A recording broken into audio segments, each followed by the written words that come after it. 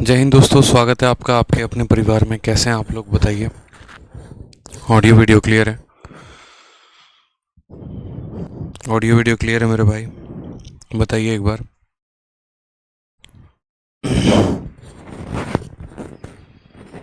Audio video clear है?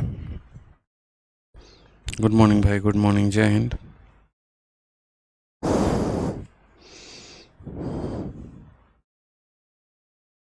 बताइए एक बार, ऑडियो वीडियो क्लियर है ना?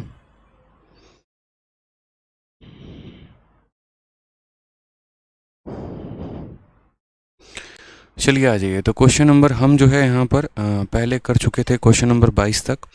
और अब जो है हमें क्वेश्चन नंबर 22 के बाद आगे के सभी क्वेश्चंस करने थे। ठीक है जी हाँ, क्वेश्चन नंबर 22 के आगे सभी क्वेश्चंस को करना था। हाँ, कल बहुत सेवा किया सर आपने, नाइस वर्क। चलो भाई, धन्यवाद। ठीक है, बहुत अच्छे। तो क्या आप लोगों ने जो है जितने क्वेश्चंस हमने दिए थे उसको आपने बनाए हैं? एक बार मुझे ये कंफर्म करिए थोड़ा सा कि जितने क्वेश्चंस हमने आपको दिए हैं उतना बनाया है आपने। आ जाइए, अब आगे की तरफ क्वेश्चंस को बढ़ते हैं और आगे के सभी सवालों को करते हैं हम लोग। क्वेश्चन नंबर 22 के बाद देखिए जो इंस्ट्रक्शन दिया गया है बच्चे, वो क्वेश्चन नंबर 23 के लिए दिया गया है। और क्वेश्चन नंबर 23 के लिए इंस्ट्रक्शन क्या है वो ज़रा देखिए। तो कहा गया है the pie chart shows the distribution of percentage of student in various courses. अलग अलग कोर्स में कितना परसेंट का डिस्ट्रीब्यूशन है वो यहाँ दिया गया है। टोटल नंबर ऑफ स्टूडेंट हमारे पास कितने हैं, तो 1400 हैं। ठीक है, और 1400 यानी 1400 बच्चे हमारे पास टोटल। और उसमें 1400 में ये बताया गया है कि बीएससी मैथ लेने वाले बच्चे 20% हैं, फिजिक्स लेने वाले 10% हैं, केमिस्ट्री लेने वाले 12% हैं, और यहाँ पर केमिकल साइंस लेने वाले जो हैं इस तरीके से 25% है, बीकॉम लेने वाले 20% है, और बीबीए लेने वाले 13% हैं। तो ये तो एक पाई चार्ट हो गया जो अलग अलग कोर्सेज के परसेंटेज को बता रहा है कि किस कोर्स में कितने परसेंट बच्चे जो हैं वो एनरोल हैं।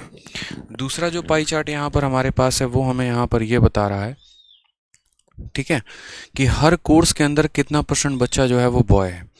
जैसे मानिए बीएससी मैथ की बात करें तो बीएससी मैथ में 40% लड़का जो है, या 40% के जो स्ट्रेंथ है वो बॉयज़ की है, यानी 60% गर्ल्स हो गई होंगी। बीएससी फिजिक्स में 68% जो है, यहाँ पर बीएससी फिजिक्स में जितने भी बच्चे एनरोल हैं उसका 68% संख्या जो है वो लड़कों का है। उसी तरीके से बीएससी केमिस्ट्री में जितने भी लोग होंगे उनमें 58% जो होंगे वो क्या होंगे, लड़के होंगे। ठीक है, इस तरीके से हमसे यहाँ पर बोला गया है। और अब हमसे कहा गया है कि क्या सवाल में, तो सबसे पहला सवाल आप देखिए सीजल 2020 का है, और सवाल में आपसे क्या बोला गया है, what is the ratio of number of girls in BSc math to number of boys in BSc chemical science. यहाँ पर हमसे ये बात बोला गया है। ठीक है, क्या बोला गया, ratio of number of girls in BSc math, BSc math में कितनी लड़कियां हैं, to number of boys in BSc chemical science. ठीक है, अब हम यहाँ पर देखते हैं कि सवाल को हम कैसे बनाएंगे, क्या बनाएंगे। सवाल में हमसे क्या क्या पूछा गया वो ज़रा देखिए। तो अगर हम बात करते हैं यहाँ पर, तो सबसे पहले बोला गया कि देखो बीएससी मैथ के अंदर जाओ और उसमें नंबर ऑफ़ गर्ल्स बताओ कि नंबर ऑफ़ गर्ल्स जो होगा वो कितना होगा। हमारे पास टोटल नंबर ऑफ़ स्टूडेंट कितना है, 1400 है। उसमें बीएससी मैथ कितना है, 20% है। समझ में आ रहा है बात? पहले तो पहले हमें बीएससी मैथ का स्ट्रेंथ निकालना पड़ेगा। तो हमने यहाँ पर कहा बीएससी मैथ के लिए, ठीक है, हमने यहाँ पर कहा बीएससी मैथ के लिए जो हमारा स्ट्रेंथ आ जाएगा वो कितना हो जाएगा, तो बोलेंगे सर 1400 का 20%, 1400 का 10% 140 होगा, तो 20% कितना हो जाएगा, 280 हो जाएगा। समझ में आ रहा है बात? यहाँ पे टोटल स्ट्रेंथ कितना हो जाएगा, 280 हो जाएगा। और उसमें हमें बोला गया है नंबर ऑफ़ गर्ल्स, इसमें नंबर ऑफ़ गर्ल्स कितने होंगे। तो यहाँ बात करें अगर हम बीएससी मैथ को लेकर, तो बीएससी मैथ में 40% बच्चे जो हैं यहाँ पर वो बॉयज़ हैं, 40% बच्चे क्या हैं, बॉयज़ हैं।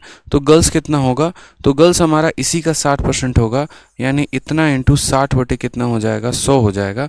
0 से 0 ख़त्म, 0 से 0 ख़त्म, ये हमारा आ जाएगा। 28 का कितना गुना, 6 गुना। 20 का 6 गुना 120 होता है। 8 का 6 गुना 48 होता है। 120 और 48 हमारा 168 आ जाएगा। यानी अगर हम बात करते हैं बीएससी मैथ में लड़कियों की संख्या, दोबारा से समझिएगा, अगर हम बात करते हैं बीएससी मैथ में लड़कियों की संख्या, तो सबसे पहले 1400 का 20% निकालना है, और फिर जो आएगा उसका 60% निकालना है। ठीक है, तो यहाँ पर कितना आ गया, 168 आ गया। फिर उसके बाद इसका रेशियो लेना है, और किसके साथ लेना है, तो number of boys in BSc chemical science. तो सीधी सी बात है भाई, यहाँ पे केमिकल साइंस बोल लो या सी साइंस बोल लो, तो बीएससी सी साइंस, और यहाँ पर है हमारा बीएससी सी साइंस। यानी यहाँ 1400 है तो 1400 का 25%, किसी भी संख्या का 25% क्या होता है, उसका 1/4। यानी पहले 1400 का 25% अगर आपको निकालना है तो 1400 का आधा करिए 750, और फिर 750 का आधा करिए तो आपको कितना 1400 का आधा करिए तो 700 आएगा, 700 का आधा करिए तो 350।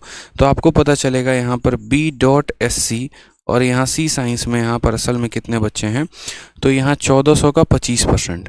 आप ऐसे भी निकाल सकते हैं, 1400 का 10% 140, फिर 10% 140, फिर 5% 70, 140 140 और 70 को जोड़ेंगे तो भी 350 आएगा। तो बोलेंगे सर कुल स्ट्रेंथ जो है यहाँ पर कितना है, तो 350 है। और इसमें हमें बॉयज़ की संख्या चाहिए, 80% बच्चे जो है यहाँ पर बॉयज़ हैं, यानी 350 का 80%।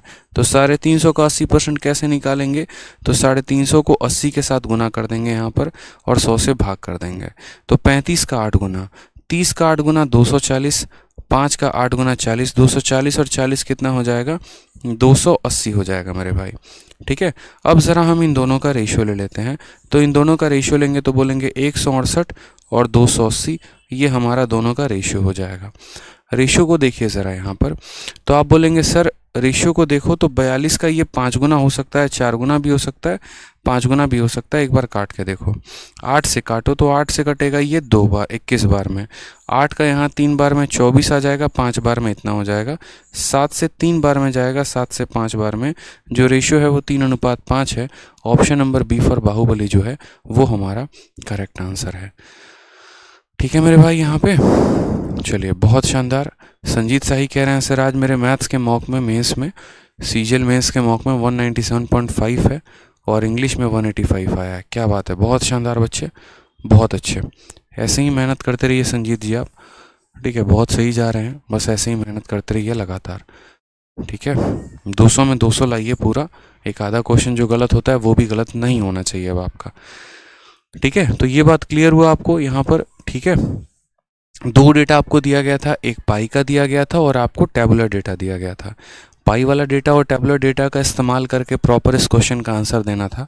यहाँ पर आपको पता चलता है पूरी जनसंख्या कितनी है हर पर्टिकुलर कोर्स में, और उस कोर्स में कितना % बॉयज़ है कितना % गर्ल्स है, वो हमारा दूसरा वाला डेटा बताता है, यानी बार ग्राफ बताता। ठीक है, आ जाइए, चलिए एक और सवाल देखिए। यहाँ पर एक और सवाल जो है, सामी उल हक कहते हैं सर आपसे पढ़ने के बाद कोई डाउट नहीं होता है। बिल्कुल ऐसा होना भी नहीं चाहिए, क्योंकि पढ़ने के बाद भी अगर डाउट है तो पढ़ना ही बेकार है। आ जाइए सवाल में देखिए, बोला गया the pie chart given below shows the number of laptop in an office provided by 6 different companies in the percentage of total number of laptops. ठीक है, उसके बाद आगे क्या बोला गया है, the central angle given in the pie chart are not accurate to any scale. यानी यहाँ पर जो सेंट्रल एंगल, इसमें तो खैर सेंट्रल एंगल दिया भी नहीं है, परसेंटेज के आधार पर आपको सेंट्रल एंगल का पता करना है।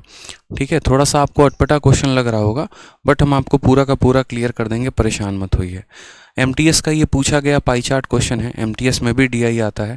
और हम आपको एक और बात बता दें तो डीआई के प्री में कुल मिलाकर 4 सवाल होते हैं और मेंस में कम से कम 10 सवाल होते हैं, यानी लगभग अगर हम बात करें तो 14 सवाल।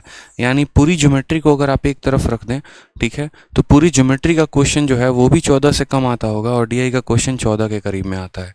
यानी जितना इंपॉर्टेंट आपके लिए ज्योमेट्री है उतना ही इंपॉर्टेंट आपके लिए डाटा इंटरप्रिटेशन भी है, इस बात का ध्यान रखिएगा। ठीक है, तो पूर्ण रूप से हम इसको पढ़ेंगे। जितनी मेहनत हमने ज्योमेट्री में की है इतने सारे टॉपिक्स को और एक एक पॉइंट को जानने में, उतनी ही मेहनत हमें यहाँ भी करनी है। क्वेश्चन नंबर 24 में देखिए क्या बोला गया है, to what degree is the corresponding central angle, ठीक है, of laptop provided by company C6। कहने का मतलब यहाँ पर जो C6 कंपनी है, देखो यहाँ पर असल में ये आपको पाई चार्ट में क्या दिख रहा है, कई सारे कंपनी दिख रहे हैं, C1 C2 C3 C4 C5 C6, हर कंपनी का अपना अपना यहाँ परसेंटेज भी दिख रहा है। तो यहाँ बोला गया कंपनी C6 द्वारा उपलब्ध कराए गए लैपटॉप का संगत केंद्रीय कोण किस डिग्री तक है।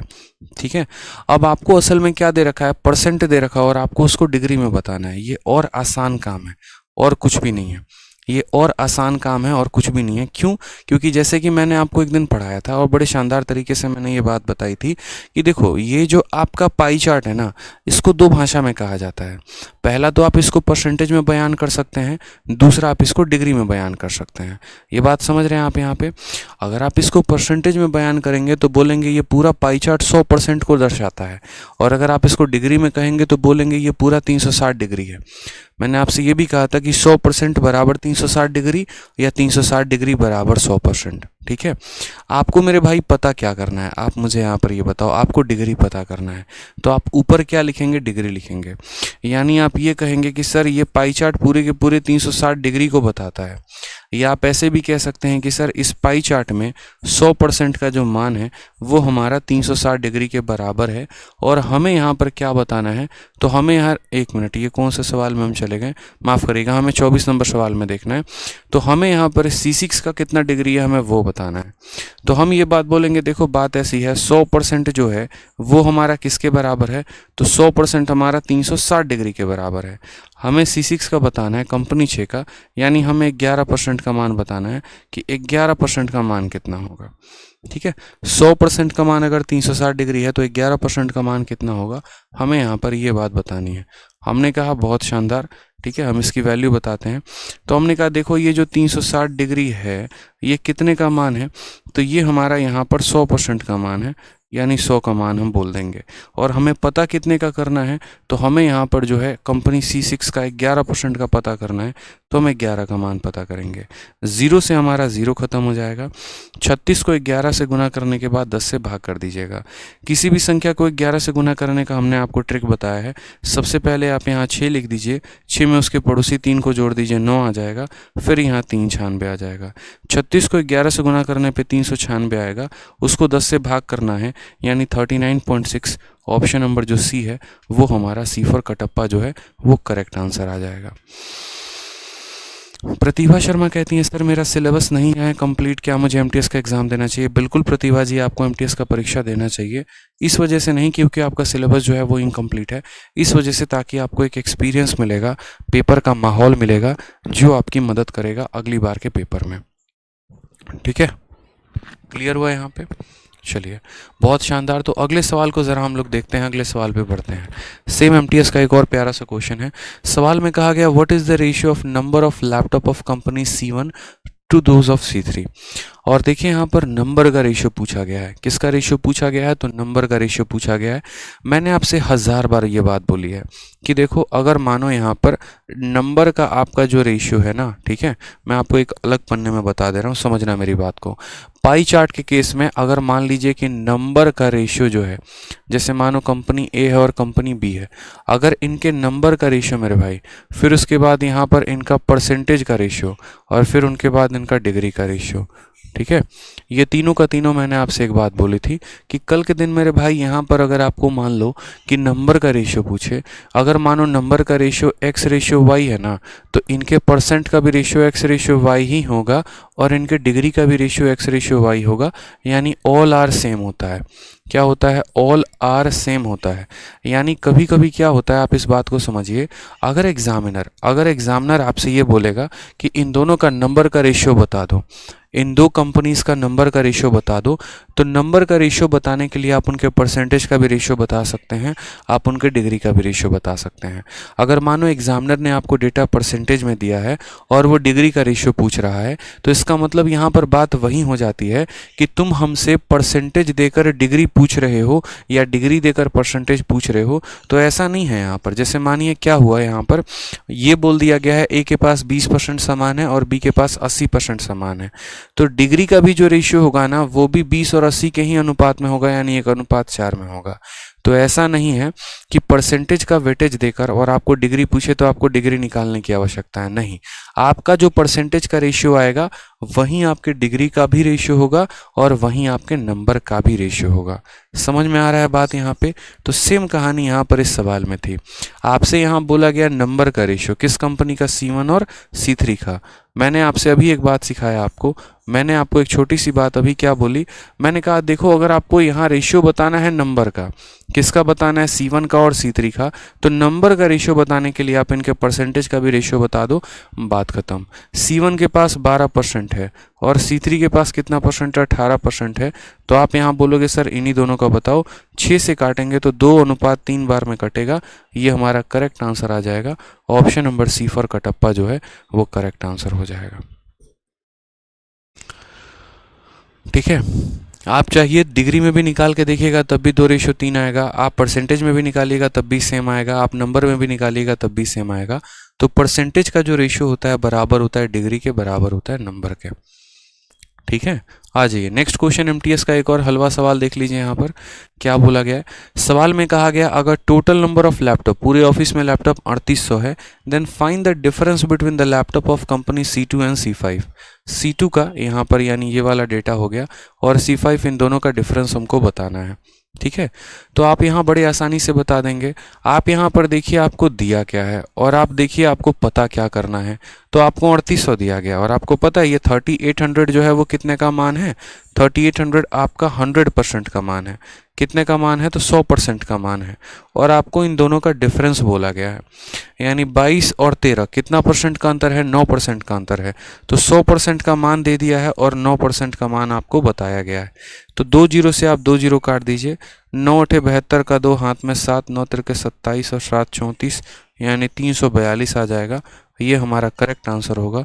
Option number C for Kattappa is the correct answer.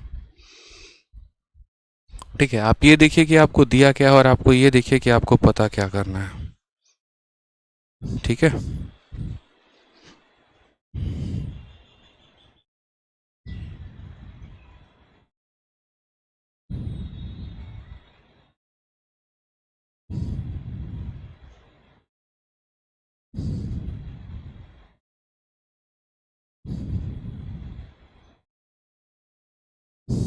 ठीक है,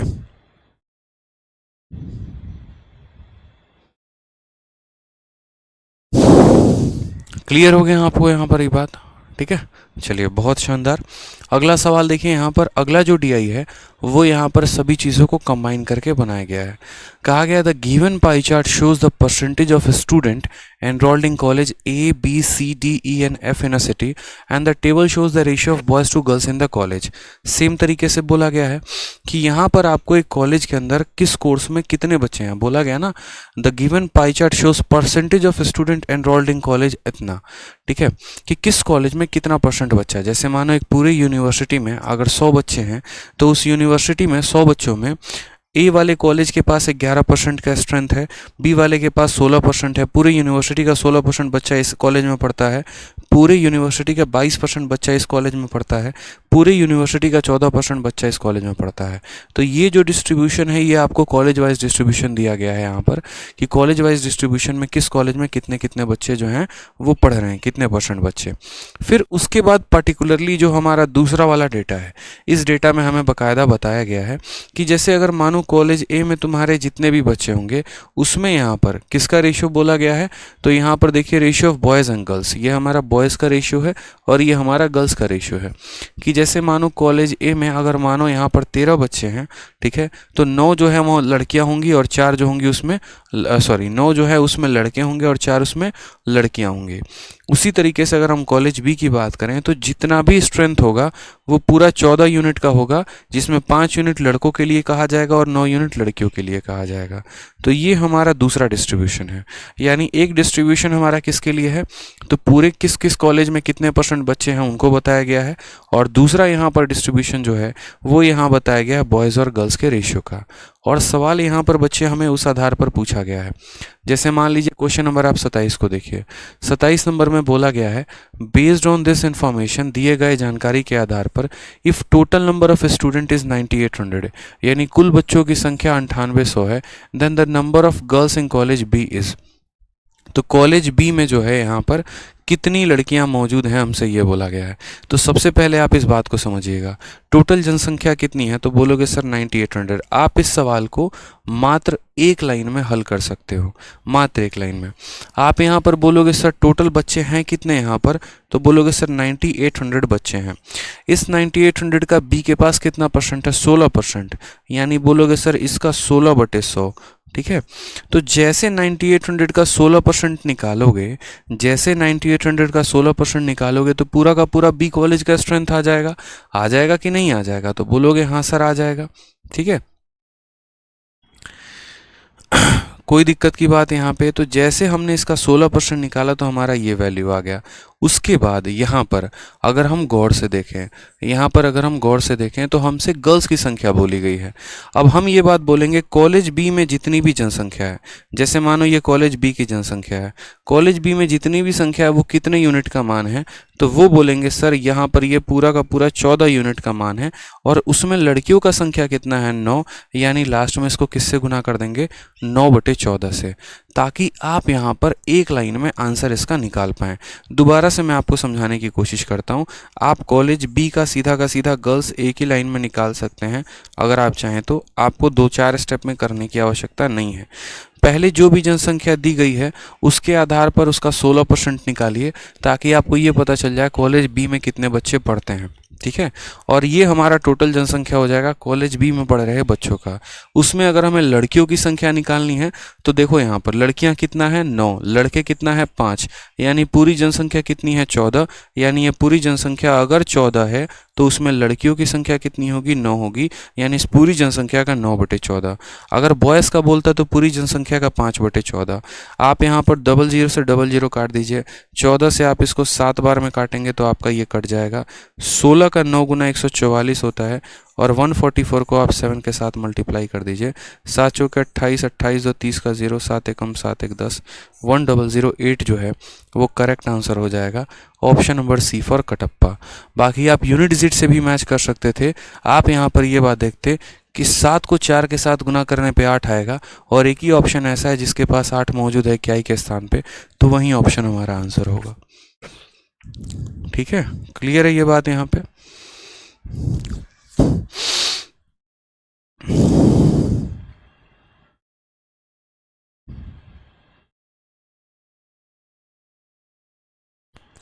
गुड आफ्टरनून भाई, गुड आफ्टरनून सभी को। ठीक है, चलिए क्लियर है यहाँ पे। आ जाइए नेक्स्ट क्वेश्चन। यहाँ देखिए नेक्स्ट क्वेश्चन में कहा गया बच्चे आपसे दिए गए पाई चार्ट को बड़े ध्यान से पढ़ना है और आंसर करना है क्वेश्चन जो यहाँ पूछा गया है। The percentage distribution of lecturers in 5 different subject in a university is shown in the pie chart. Total number of lecturers, total number of lecturer कितने हैं 500।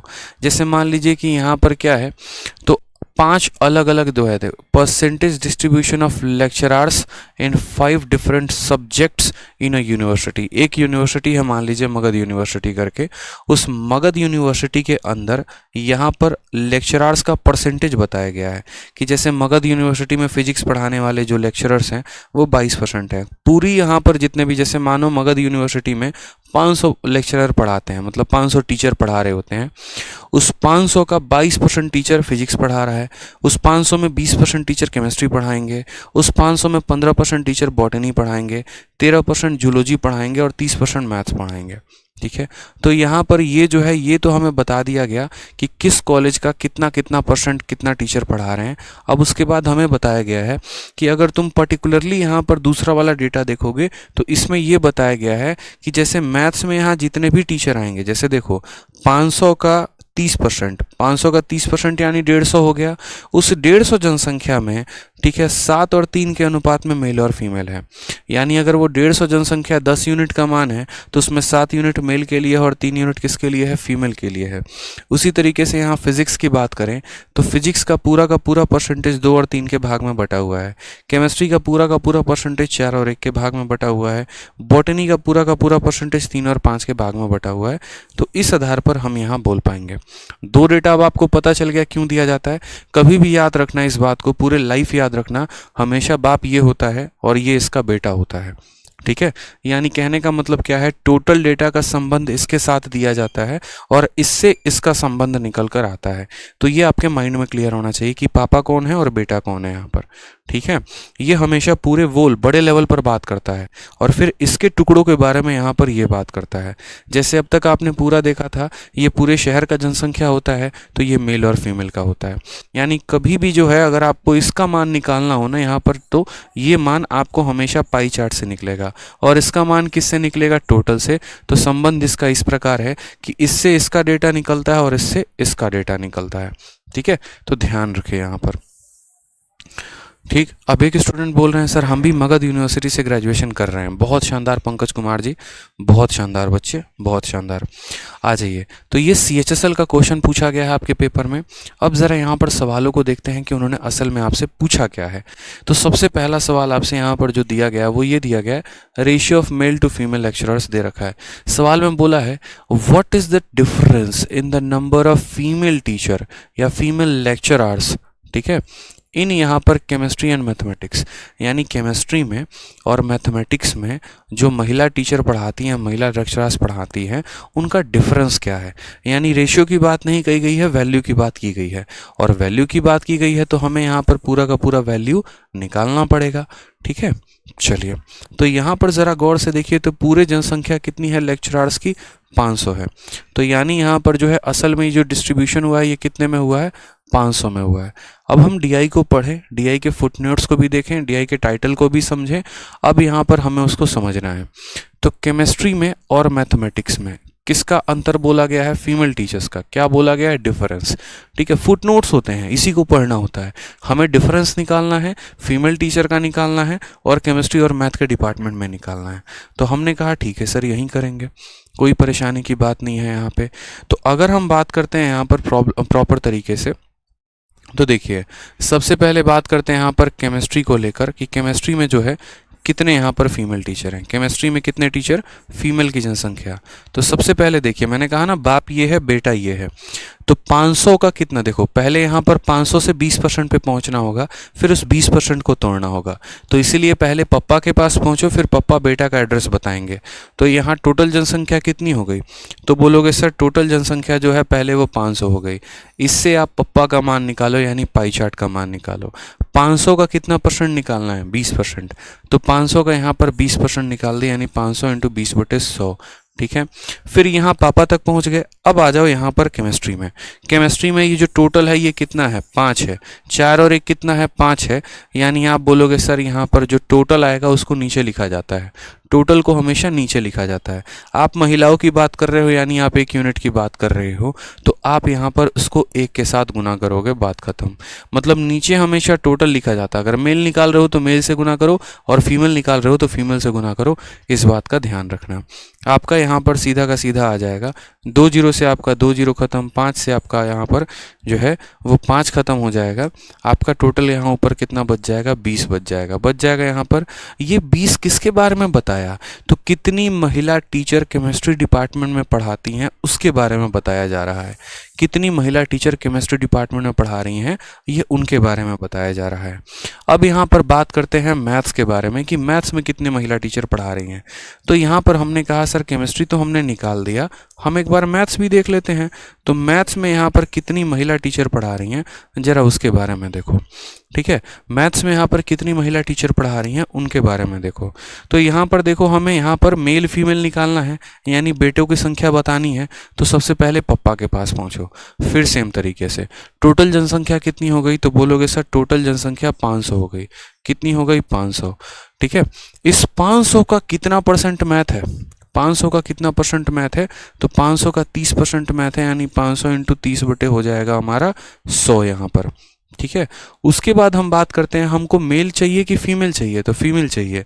किस डिपार्टमेंट में, मैथ में। मैथ की पूरी जनसंख्या कितनी है, 10 यूनिट है, उसमें फीमेल कितना है, 3 यूनिट। यानी हम बोलेंगे कि पूरी की पूरी जनसंख्या 10 है और फीमेल कितना है, 3 यूनिट है, तो इसको 3/10 से गुना करो। आपका आंसर यहाँ पर आ गया। आप बोलेंगे सर देखो बात ऐसी है यहाँ पर ठीक है, 2 जीरो से 2 जीरो खत्म, 1 जीरो से 1 जीरो खत्म, 5 इंटू 3 15, 15 इंटू 3 हो जाएगा 45। और मेरे भाई यहाँ पर इन दोनों का डिफरेंस बताना था, 45 और 20 का जो यहाँ डिफरेंस आ जाएगा, इनका डिफरेंस कितना हो जाएगा मुन्ना? तो इनका डिफरेंस यहाँ पर साफ तौर पर 45 में से 20 चला जाएगा तो 25 आ जाएगा।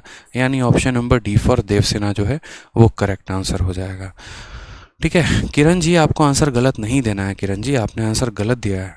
ठीक है, इतना आसान सवाल का भी अगर आप आंसर गलत देंगे तो फिर तो मामला ख़राब है। फिर समझिए इस बात को, हम इतने प्यार प्यार से पढ़ा रहे हैं कि एक पॉइंट हम आप लोगों को समझा रहे हैं, बिल्कुल हवा में उड़ा नहीं रहे हैं, इसी वजह से ना, ताकि आप चीज़ों को समझ पाएँ। तो थोड़ा मेरी बातों को समझिए अच्छे से, हम क्या कहना चाह रहे हैं, और तब आप सवालों को अच्छे से लगाइए। आ जाइए यहाँ पर नेक्स्ट क्वेश्चन। यहाँ देखिए नेक्स्ट क्वेश्चन यहाँ क्या बोला गया है। तो नेक्स्ट क्वेश्चन आपसे यहाँ पर ये कहा गया है,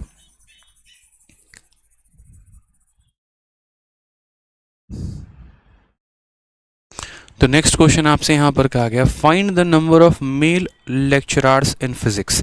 फिजिक्स पढ़ा रहे कितने मेल लेक्चरर्स हैं, उनकी संख्या बताओ यहाँ पर। तो आप बोलोगे यहाँ पर सर देखो मेल लेक्चरर्स इन फिजिक्स बताना है, तो सबसे अच्छी बात है, मतलब यहाँ बेटों की संख्या बतानी है, क्योंकि मेल आ गया फीमेल आ गया, मतलब यहाँ पर ये वाला डेटा, ये तो बेटा लोग है, पापा तो ये हैं। ठीक है, अगर इसके बारे में बात की जाएगी तो सीधा वो 500 का परसेंटेज का बात किया जा रहा है, लेकिन अगर मेल फीमेल की बात की जा रही है, मतलब पहले टोटल से यहाँ पहुँचना है, फिर यहाँ से यहाँ पहुँचना है। इसीलिए आपको समझाने के लिए मैंने पाई चार्ट को पहले ऊपर रखा है, उसके नीचे यहाँ पर बार ग्राफ को रखा है, सॉरी टेबुलर डीआई को, ताकि आप ये बात बड़े अच्छे से समझ पाएँ यहाँ पर कि किससे यहाँ पर किसका जनक हो रहा है। तो हमें फिजिक्स के अंदर किन की जनसंख्या चाहिए, तो फिजिक्स के अंदर यहाँ मेल टीचर्स की जनसंख्या चाहिए। तो सबसे पहले हम यहाँ पर ये बात बोलेंगे, कुल लेक्चरर्स हमारे पास कितने हैं, 500 हैं। ठीक है, उस 500 का फिजिक्स कितना परसेंट लेकर रखता है अपने पास, तो 500 का वो 22% रखता है, यानी 500 इंटू 22/100 यहाँ पर। ठीक है, अब यहाँ पापा के पास पहुँच गया, बेटों के पास पहुँचो यहाँ पर। तो यहाँ पर किस सब्जेक्ट में, फिजिक्स में। फिजिक्स में देखोगे तो रेशियो क्या है, 2 और 3 का है। मेल का निकालने जा रहे हो कि फीमेल का नंबर, तो बोलोगे सर मेल का, यानी 2 और 3, यानी टोटल में ये कितने का मान है, तो बोलोगे सर 5 का मान है। मेल की जनसंख्या चाहिए तो 2 से गुना करेंगे, फीमेल का चाहिए तो 3 से गुना करेंगे, यानी मेल का चाहिए तो 2 से गुना करो। बात खत्म यहाँ पे। 5 और 100 से आपका 500 खत्म, 22 का 2 गुना कितना आ जाएगा, 44 आ जाएगा। एक साथ करने का फ़ायदा पता है क्या होता है, एक साथ करने का फ़ायदा होता है सीधे सीधे डेटा कट जाते हैं। बहुत लोग क्या करते हैं, पहले यहाँ पर जो है टोटल डेटा निकालते हैं, पहले गुना भाग करके फिर उस टोटल को भाग में तोड़ते हैं, ये उनकी सबसे बड़ी गलती होती है, ऐसा उनको नहीं करना चाहिए। ठीक है, ध्यान रखिए इस बात का। आ जाइए यहाँ पे। ठीक है, चलिए अगला सवाल देखिए आपका यहाँ पर नेक्स्ट क्वेश्चन। बच्चे एक और प्यारा सा क्वेश्चन दिया गया है, बहुत मज़ा आ रहा है आप लोग को बनाने में, क्योंकि देखो सभी के कमेंट आ रहे हैं, जितने बच्चे लाइव देख रहे हैं सब कमेंट कर रहे हैं, यानी सबको प्रॉपर तरीके से समझ में आ रहा है। क्या बात है, बहुत शानदार, मतलब आप लोग घर पर भी रिवाइज कर रहे हैं, मुझे ऐसा लग रहा है। चलिए बहुत अच्छे। नेक्स्ट क्वेश्चन यहाँ पर देखिए, तो बोला गया the given pie chart shows the percentage of student enrolled for courses ABCDE in a university and the table shows the percentage of student that pass out from the enrolled student.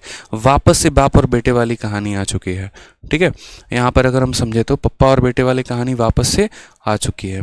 कैसे आए यहाँ पर देखिए, इस pie chart के बारे में देखिए क्या बोला गया है।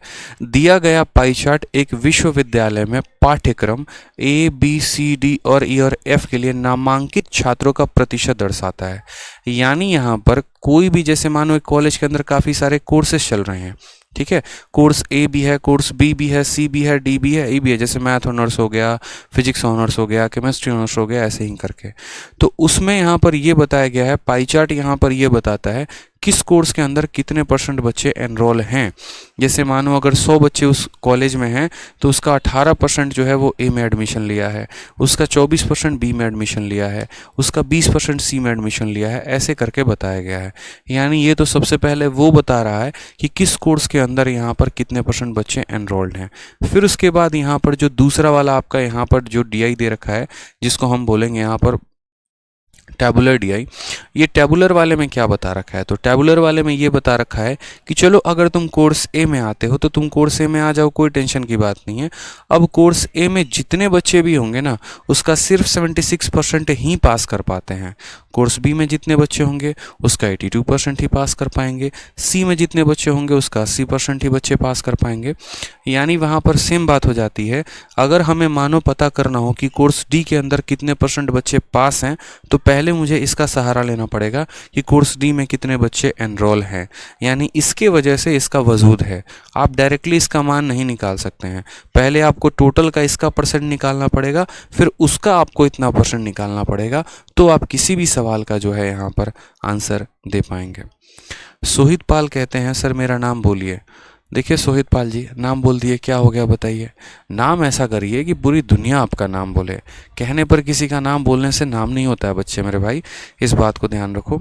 आप एक दिन ऐसा नाम कर जाओ ना कि आपका खुद से अंदर से दुनिया जो है मतलब आपके लिए एकदम कट्टर, एकदम आपका फ़ैन बन जाए, एकदम जिस तरीके से जो आपकी एक तरीके से स्टाइल है वो दुनिया कॉपी करना शुरू कर दे, ठीक है, आपसे इंस्पायर हो जाए और आपके जो जैसे मानो कि एक तरीके से मैं बोलूँ कि जो आप करें दुनिया उसको फॉलो करना शुरू कर दे, तो वो होता है। मैं चाहता हूँ कि आपका नाम पूरी दुनिया ले सोहित पाल जी, मैं सच में चाहता हूँ, अंदर से चाहता हूँ कि पूरी दुनिया आपका नाम ले, लेकिन उसके लिए आपको वैसा काम करना पड़ेगा। ठीक है, समझ रहे हैं कि नहीं समझ रहे हैं। यूपीएससी का ऑल इंडिया रैंक 1 है, एसएससी का ऑल इंडिया रैंक 1 है, या कोई भी है, क्या कभी वो बोलता है कि मेरा नाम लीजिए? कभी नहीं बोलता, लेकिन वो काम ऐसा कर देता है ना कि पूरी दुनिया उसका नाम लेती है। कनिष्क कटारिया हो गए, टीना डाबी हो गई, ईरा सिंघाल हो गई, या इस बार की टॉपर आपकी हो गई, ये सारे के सारे टॉपर है ना, ये कभी किसी को इन्होंने नहीं कहा होगा कि आप मेरा नाम बोलिए। भगत सिंह ने कभी नहीं कहा होगा मेरा नाम बोलो, लेकिन इनके काम ऐसे होते हैं कि पूरी दुनिया इनका नाम बोलती है और डंके के चोट पर बोलती है। तो अपने काम पर ध्यान देंगे बच्चे तो नाम बन जाएगा, लेकिन नाम पर ध्यान देंगे तो कभी काम नहीं बन पाएगा। ठीक है, ध्यान दीजिए इस बात पे। आ जाइए, तो जैसे क्वेश्चन नंबर 30 को देखिए, क्वेश्चन नंबर 30 में यहाँ पर क्या बोला गया है। तो क्वेश्चन नंबर 30 में यहाँ बोला गया है कि if the total number of student is 60,000, कुल बच्चों की संख्या यहाँ पर 60,000 है, then the total number of student he did not pass in the course A और सी। तो इसमें कितने % बच्चे ऐसे हैं जो यहाँ पर यूनिवर्सिटी या कोर्स जो है ए और सी में पास नहीं हो पाए हैं, ए या सी में पास नहीं हो पाए हैं, हमसे यहाँ पर यह बोला गया है। ठीक है, हमसे क्या बोला गया है, टोटल नंबर ऑफ स्टूडेंट अगर हमारा इतना है तो कितने स्टूडेंट ऐसे हैं जो ए और सी में पास नहीं हुए हैं, आप इनका आंसर बताओ। ठीक, तो हमने कहा ठीक है सर हम बताते हैं बड़े प्यार से, कोई टेंशन की बात नहीं है। ठीक है, आपको यहाँ पर अलग अलग डेटा लेना पड़ेगा, मतलब आपको असल में फेल स्टूडेंट का संख्या काउंट करना है, और किस किस कोर्स में, तो ए और सी में, कि ए में कितना % बच्चा फेल हुआ है और सी में कितना % बच्चा फेल हुआ है। कभी भी मेरे भाई इस बात को ध्यान रखना, अगर आपको यहाँ पर दोनों डीआई दिए गए हैं ना, तो इन दोनों डीआई में अगर आपको किसी की भी संख्या निकालनी होगी तो आप यहाँ पर अलग अलग संख्या निकालोगे। ठीक है, अलग अलग संख्या निकालोगे तभी आपका काम हो पाएगा, नहीं तो आपकी यहाँ पर जो है वो फ़ायदा नहीं होगा। कभी बहुत बच्चे ऐसा सोचते हैं दोनों का साथ में निकाल देंगे, ऐसा नहीं होता। बहुत बच्चों के मन में यहाँ पर ये भी रहता है ए का यहाँ % ए और सी का % जोड़ के निकाल दो, वैसे भी नहीं होता है। कभी भी अगर आपका दोनों डेटा दिया गया है, इसमें अगर 3 लोगों के बारे में जिक्र है, 4 लोगों के बारे में जिक्र है, या किसी के बारे में भी जिक्र है, तो आपको उनका सबका डेटा अलग अलग निकालना पड़ेगा, आप यहाँ शॉर्टकट नहीं लगा सकते हैं। ठीक है, तो आपने यहाँ पर कहा कि सर ए और सी के बारे में बात करनी है, तो सबसे पहले यहाँ पर बात करते हैं फेल स्टूडेंट की, और फेल किस में, तो फेल यहाँ पर ए में। ठीक है, कि ए में कितना बच्चा फेल है। तो मुझे बताइए यहाँ पर टोटल स्टूडेंट कितने हैं, तो सबसे पहले आपको पता है कि आपको किसका मान लिखना पड़ेगा, तो सबसे पहले आपको पता है कि आपको यहाँ टोटल का मान 60,000 लिखना ही पड़ेगा। आप ऐसे भी कह सकते हैं कि 60,000 यहाँ लिखना पड़ेगा, इसमें कोई समस्या की बात नहीं है। उसके बाद किस यूनिवर्सिटी की बात की गई है, पहले ए की, तो ए में कितना % बच्चा एनरोल है, पहले तो ये निकालो ना कि एडमिशन कितना है, पहले तो ये निकालो कि एडमिशन कितना है। तो आप बोलोगे सर इस 60% का सिर्फ 18% बच्चा जो है वो यहाँ पर एनरोल है। ठीक है, एडमिशन लिया हुआ है। फिर उसके बाद अब ए में चलते हैं, ए के पास बैठते हैं, ए से पूछते हैं, तो ए ने कहा मेरा 76% बच्चा पास हो गया है। हमें किसका वैल्यू चाहिए, तो हमें फेल वाले का वैल्यू चाहिए। अगर उसके 76% बच्चे पास हैं तो फेल कितने होंगे? 24%। यानी यहाँ पर ये जो भी संख्या आएगी इसका 24% हमको निकालना है। कितना निकालना है मेरे भाई यहाँ पर? तो 24% संख्या हमें निकालनी है, ये हमने यहाँ पर कह दिया। ठीक है, चलिए आ जाइए। अब 24% निकालना है, 2 जीरो 2 जीरो मिलकर ये पूरे के पूरे 4 जीरो को ख़त्म कर देगा। तो हमें यहाँ गुना के लिए बच जाएगा 18 इंटू 24 इंटू 6। कितना बच जाएगा मेरे भाई? 18 इंटू 24 इंटू 6। अब देखो ये तो गुना इतना आपको करना पड़ेगा, इसमें आप कुछ नहीं कर सकते हैं। अगर आप ये बोलेंगे सर हमको गुना थोड़ा सा मुश्किल लग रहा है, तो फिर तो आपकी गई भैंस पानी में, ऐसे समझ लो आप यहाँ पे। ठीक है, 18 का 6 गुना कितना होता है? 108 होता है। और 108 को किसके साथ गुना करना है? 24 के साथ गुना करना है। कर लो, कोई बहुत बड़ी बात नहीं है ये गुना। ठीक है, जैसे 108 का 4 बार गुना करो, कितना हो जाएगा? 432 हो जाएगा। कितना हो जाएगा? 432। 432 का सिर्फ यहाँ पर आप 2 लिख दीजिए। ठीक है, और अपने मन में 43 रख लीजिए। फिर उसके बाद यहाँ पर 108 का 2 गुना कितना होता है? 216 होता है। और 216 में इस 43 को आप जोड़ दीजिए, तो आप बोलेंगे सर यहाँ पर 259 आ जाएगा। बस यहाँ 259 लिख दीजिए, आपका गुना हो गया तैयार। लीजिए 2592 होगा। कितना होगा? 2592। तो यहाँ पर ये जो 2592 आया है, ये किसका डेटा आया है? ए वाले कोर्स में कितने बच्चे फेल हुए हैं उनका डेटा आया है। कैसे आया? सबसे पहले टोटल में से पापा के पास पहुँचे, पापा से बेटे के पास पहुँचे, और हमने उस आधार पर इनका आंसर निकाल लिया। ठीक है, तो ये हमने किसका निकाला? जो स्टूडेंट फेल हैं ए में, उसका निकाला है यहाँ पर। ठीक है, if the total number of student did not pass in A. और उसके बाद अब हमें किसका निकालना है? तो जिस तरीके से हमने ए का फेल का डेटा निकाला है, उसी तरीके से हमें फेल इन सी भी निकालना है कि यहाँ पर सी में कितने बच्चे फेल हुए हैं, हमें ये भी तो देखना है। तो ठीक है, सी वाले की बात हम करते हैं। तो सी वाले में देखेंगे तो बोलेंगे sir percentage of pass out कितना है? 80। तो यहाँ पर समझते हैं, टोटल डेटा हमारे पास कितना है? 60,000 है। तो हमने यहाँ पर कहा ठीक है सर, हम यहाँ पर जो है वो 60,000 का कितना परसेंट करेंगे? तो 60,000 का हम यहाँ पर, ठीक है, पहले तो यहाँ सी के पास देखो टोटल का 20% निकालेंगे। 60,000 यहाँ पर जो है, ठीक है, कितना है टोटल डेटा? 60,000 है। इससे हम पप्पा के पास पहुँचे, यानी 20% इसका निकाला। और फिर यहाँ पर जो भी जनसंख्या हमारे पास आ गई है उसका यहाँ देखो, तो सी में 80% बच्चा पास है।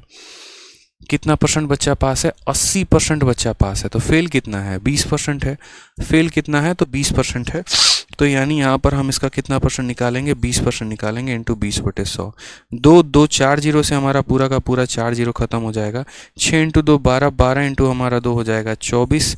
ठीक है, और 2 जीरो हमारे पास और आ जाएंगे, यानी 2400 हो जाएंगे। और यहाँ कितना है? 2592। दोनों को जोड़ना, तो 2400 और 2500 4900। तो 4992 option number B for Baahubali जो है वो हमारा करेक्ट आंसर आ जाएगा। ठीक है, समझ के बाद यहाँ पर ए में फेल होने वालों की संख्या आ गई है, सी में फेल होने वालों की संख्या आ गई है। दोनों संख्याओं को यदि हम यहाँ पर जोड़ देते हैं तो कुल मिलाकर ए और सी में फेल होने वालों की संख्या यहाँ पर आ गई है। ठीक है,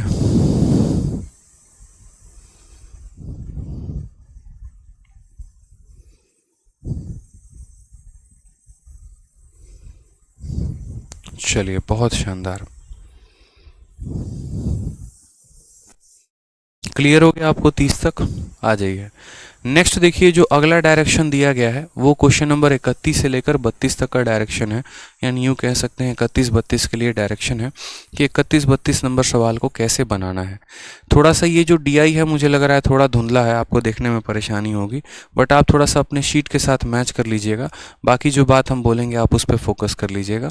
पता नहीं ये फ़ोटो इतना बेकार सा कैसे आ गया है, मुझे जहाँ तक लगता है कि इस फ़ोटो को जो है हटाकर यहाँ दूसरा रखना चाहिए था इन्हें, बट इन्होंने जो है थोड़ा सा गड़बड़ किया, पूरा एकदम बेकार सा बना दिया इन्होंने यहाँ पर PPT की, ऐसी तैसी कर दी है। बाकी एक बार देख लेता हूँ, अगर ये आपके बनाने लायक होगा तो मैं आपके लिए छोड़ दूंगा। बोला गया study the given pie chart that represent the percentage population of 6 villages and answer the question that follows. किस विलेज के अंदर कितना परसेंट है और परसेंटेज बिलो पॉवर्टी लाइन है। Difference in central angle of sector representing percentage of population D and F। चलो phase 9 का है तो मैं आपको बता देता हूँ थोड़ा सा यहाँ पे। ठीक है, बाकी मुझे जहाँ तक लगता है यहाँ पर अगर हमारे पास प्रॉपर DI होना तो ज़्यादा अच्छा रहेगा। ठीक है, पूरा ये ऐसा DI है जो दिख नहीं रहा है, अच्छा, एक काम करते हैं, आप मुझे थोड़ा सा वक्त दीजिए, मैं इसका प्रॉपर फ़ोटो यहाँ लगवा देता हूँ, ठीक है? मेरे को बस 1 मिनट का टाइम दीजिए आप लोग।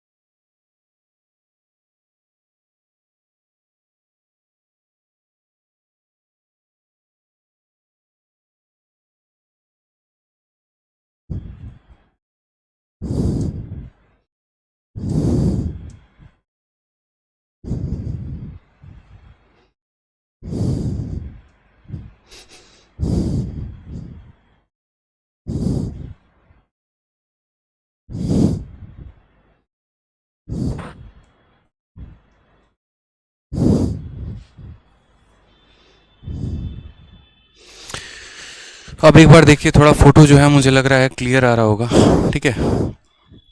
हाँ बिल्कुल, एक छोटा सा काम था वो मैंने कर दिया है। जाकर जहाँ से कंटेंट बना था वहाँ से इमेज ही उठा के लेते आए हैं।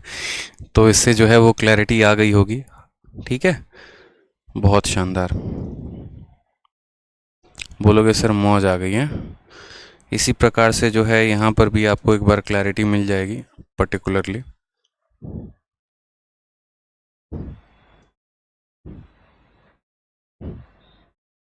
और मुझे लग रहा है इसका टेबल जो है, उसका टेबल भी नहीं दिया गया है।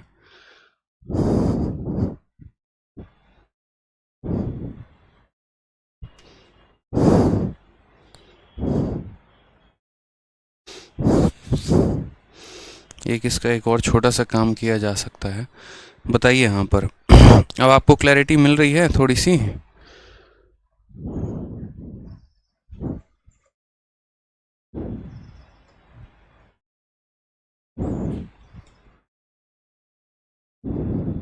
ठीक है।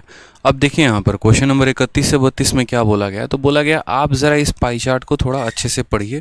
इसमें यहाँ पर कहा गया study the given pie chart that represent the percentage population of 6 villages in 2020 and answer the question that follow. 2020 में कितनी परसेंट जनसंख्या जो है यहाँ पर किस शहर में है। जैसे विलेज ए में 14% जनसंख्या है, विलेज बी में 10% है, विलेज सी में 16% है, विलेज डी में 20% है, ई में 15% है और एफ में कितना परसेंट है, 25% है। ठीक है, और फिर उसके बाद यहाँ पर बोला गया है percentage of population below poverty line, यानी इसमें यहाँ पर कितना प्रतिशत जनसंख्या ऐसा है जो यहाँ पर गरीबी रेखा से नीचे है। निशांत मीना कहते हैं sir you are great, my CHSL paper went too well. चलिए बहुत शानदार बच्चे, बहुत अच्छा, ऐसे ही मन लगाकर पढ़ते रहिए और अपने यार दोस्तों को बताते रहिए कि आप पढ़ाई कर कहाँ से रहे हैं। ठीक है, तो जैसे मान लीजिए सेम तरीके से हो गया, ये पप्पा हो गया और यहाँ पर ये बेटा हो गया। ये जो है हमें बताएगा कि किस शहर के अंदर कितनी % जनसंख्या है और यहाँ पर ये बताएगा कि उस पर्टिकुलर शहर में कितनी % जनसंख्या ऐसी है जो गरीबी रेखा से नीचे है। ठीक है, तो यहाँ पर सबसे पहला क्वेश्चन हम बात करते हैं, the difference between the central angle of sector representing the population of village D and population F. यानी यहाँ पर जो है इसके बारे में कहा गया है कि आप यहाँ सेंट्रल एंगल का डिफरेंस बताओ। किसका बताओ? सेंट्रल एंगल का डिफरेंस बताओ किस किस शहर में। तो आपसे यहाँ बोला गया है कि जो सेंट्रल एंगल होगा ना उसका हमें क्या बताना है। देखो पहले हमें डिफरेंस बताना है, किसका? तो सेंट्रल एंगल का। किस किस विलेज का? तो विलेज डी का और विलेज एफ का। ठीक है, इन दोनों के सेंट्रल एंगल का डिफरेंस बताना है। जैसा कि आपको पता है कि सेंट्रल एंगल का जो डिफरेंस होता है वो परसेंटेज के डिफरेंस के बराबर होता है। ठीक है, तो आप यहाँ पर ये भी बात कह सकते हो, ऐसा नहीं है कि इसका अलग सेंट्रल एंगल निकालो इसका अलग निकालो, नहीं, दोनों का परसेंटेज में डिफरेंस पता कर लो और उस परसेंटेज को लास्ट में डिग्री में बदल देना। आप ऐसा कह सकते हो कि सर देखो बात ऐसी है, यहाँ पर जो ये 360 डिग्री है ना, ये हमारा 100% का मान है, ये हमारा कितने का मान है? 100% का मान है। और यहाँ पर हमें डी और एफ के बारे में बताना है। यहाँ पर डी कितना % है? 20%। एफ कितना % है? 25%। इन दोनों का अंतर कितना है? 5%। यानी असल में हमें 100% का मान दे रखा है और हमें यहाँ पर 5% का मान बताना है। बस ऐसे ही आप इस सवाल को करते, आपका यहाँ पर आंसर आ जाता। आप 0 से 0 को काटेंगे 5 से 2 बार में और 2 से यहाँ 18 बार में, तो असल में यहाँ कितना डिग्री का अंतर है? 18 डिग्री का अंतर है। Option number B for Baahubali is the correct answer हो जाता। ये आपके फेज 9 का क्वेश्चन है इस बार के 2022 का। ठीक है, आ जाइए नेक्स्ट क्वेश्चन देखते हैं। यहाँ पर क्वेश्चन नंबर 32, उसमें हमें क्या कहा गया है वो देखिए। यहाँ पर क्वेश्चन नंबर 32 में बोला गया है कि if the population below poverty line in village D is, यानी यहाँ पर इस बार थोड़ा हमें डेटा दिया गया है। बोला गया कि देखो अगर तुम जाओगे ना और गांव नंबर डी में जाओगे और डी में जाकर BPL वालों का देखोगे जनसंख्या, यानी बिलो पॉवर्टी लाइन वालों का, तो 42,000 है। तो total population in all the 6 villages taken together, यानी पूरी की पूरी गांव का जनसंख्या क्या है। यानी यहाँ पर उल्टा कहानी दे दिया है। यहाँ पर क्या कहा है? पूरा का पूरा उल्टा कहानी दे दिया है। यानी इसको समझने के लिए आप 2 तरीके से समझ सकते हैं। आप ऐसा सबसे पहले कह सकते हैं कि मान लो पूरे गांव की जनसंख्या हमारी x थी, पूरे गांव की जनसंख्या कितनी थी? x थी। ठीक है, और हमें विलेज डी का जो है वहाँ पर देखना है BPL वालों में। तो सबसे पहले यहाँ वापस डेटा में आ जाते हैं। पूरे गांव की जनसंख्या कुछ भी हो हमें नहीं पता, उसमें गांव नंबर डी के पास कितनी जनसंख्या है? 20%। और उस 20% में कितना % जनसंख्या बिलो पॉवर्टी लाइन है? तो बोलोगे 60%। यानी पूरे गांव का पहले क्या निकालना है? 20%, फिर जो आ जाएगा उसका क्या निकालना है? 60%। मैंने कहा था ना कि अगर x नाम का टोटल जनसंख्या है तो इसका पहले 20% निकालोगे ऐसे, और फिर उस 20% का यहाँ पर जो है 60% निकालोगे। क्लियर हो रहा है यहाँ पर? यानी इस x का 20% निकालना है और फिर उस 20% का 60% निकालना है। वो बता देगा कि उस गांव में कितने लोग ऐसे हैं जो यहाँ पर बिलो पॉवर्टी लाइन है। तो वही बात हमने कहा कि अगर x नाम की पूरी जनसंख्या है तो पहले x का कितना % निकालो? 20%, यानी x × 20/100। ये पूरे यहाँ पर गांव नंबर D का जनसंख्या बता देगा कि गांव D का जनसंख्या कितना है, और फिर उस गांव D में कितना % जनसंख्या बिलो पॉवर्टी लाइन है? तो 60%। कितना % है? दोबारा से देख लो यहाँ पर, तो गांव डी में 60% की जनसंख्या बिलो पॉवर्टी लाइन है। और ये हमारा बराबर हो जाएगा किसके? तो ये हमारा बराबर हो जाएगा बच्चे 42,000 के। तो इंटू 42,000 हम यहाँ कर देंगे। आपका 1 0 2 0 से आपके दोनों 0 खत्म हो जाएंगे। ठीक है, 6 से आप अगर काटोगे यहाँ पर तो आपका 7,000 बार में ख़त्म हो जाएगा। ठीक। 2 से अगर आप काटोगे यहाँ पर तो बोलोगे सर 3500 बार में ख़त्म हो जाएगा, तो फाइनली आपका x का जो मान आ जाएगा वो 3500 और उसके पीछे 2 जीरो लग जाएंगे, बात ख़त्म। यहाँ पे option number B for Baahubali जो है वो हमारा करेक्ट आंसर हो जाएगा। ठीक है, कई सारे करने के तरीके हो सकते थे, ऐसा नहीं है, ठीक है, लेकिन मुझे जो सबसे बढ़िया तरीका लगा वो यही लगा। पूरी जनसंख्या का पहले 20% निकालना है, फिर जो आया उसका 60%, 42,000 के बराबर है, तो हम यहाँ पूरी जनसंख्या का मान बता पा रहे हैं। अगले क्लास में जो है हम आपका पूरा का पूरा पाई चार्ट ख़त्म कर देंगे। क्वेश्चन नंबर 33 से लेकर नेक्स्ट आगे तक जितने भी सवाल हैं उनको हम लोग नेक्स्ट क्लास में 44 तक, अगले 10 सवाल हैं जो हम लोग नेक्स्ट क्लास में ख़त्म कर देने वाले हैं पाई चार्ट को लेकर, और उसके बाद फिर हम लाइन ग्राफ पढ़ेंगे और फिर हम लोग हिस्टोग्राफ पढ़ेंगे। बहुतों को लग रहा होगा कि डीआई में इतनी क्लासेस सर ने दे दी, पता नहीं और कितना पढ़ाएंगे। तो मेरे भाई जैसे कि मैंने आपसे कहा है, डीआई जो है वो एकदम ज्योमेट्री के बराबर का वेटेज रखता है।